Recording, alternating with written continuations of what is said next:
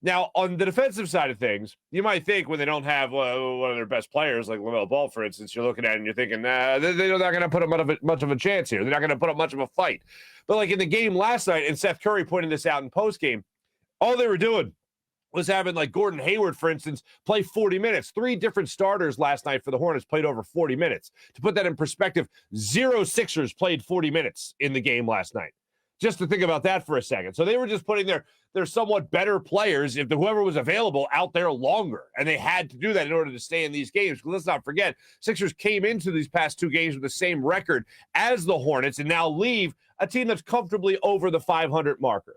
14-11 is what the Sixers are. They got 2 big games coming up, one against the Warriors. They got another one coming up against the Jazz, obviously. So these are some pretty significant teams that the Sixers are going to be facing in the not-too-distant future. Jazz 17-7 on the year. And I know when you look at a guy like Joel Embiid, he's very much looking forward to this matchup against the Jazz. And well, hopefully the Sixers returning home, they make you feel a little bit more comfortable, albeit facing much better competition.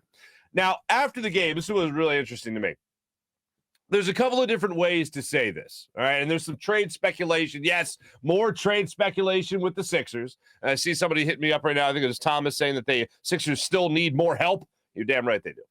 And there's some help possibly on the way with a couple of trade scenarios, maybe signing scenarios, either after the season or before the NBA trade deadline this year.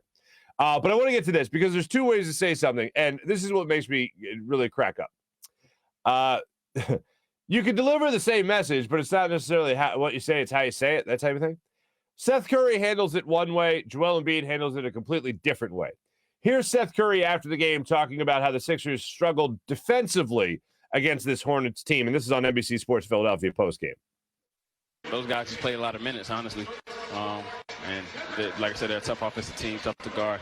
And we did some bad stuff here and there to keep them in the game, but you got to give them credit, too, because they continue to fight. No, we did some bad stuff. Okay, did you hear that? We did some bad stuff. We did some bad stuff. All right, you did some bad stuff.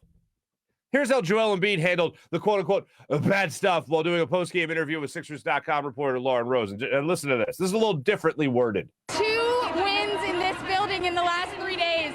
You were massive in both of them. How good does it feel to come into their house and take home 2 wins? Man, it feels good. I thought for those 2 games, we sucked defensively, so we got to correct that. But a win is a win, but we can always get much better. So you have Seth Curry. We did some bad things, and then you have Joel Embiid. We sucked defensively. The man is a treasure, people.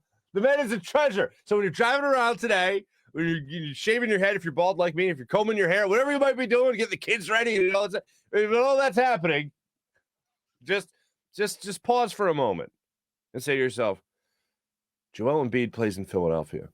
Joel Embiid is ours. That's a beautiful thing, huh? That's a beautiful thing.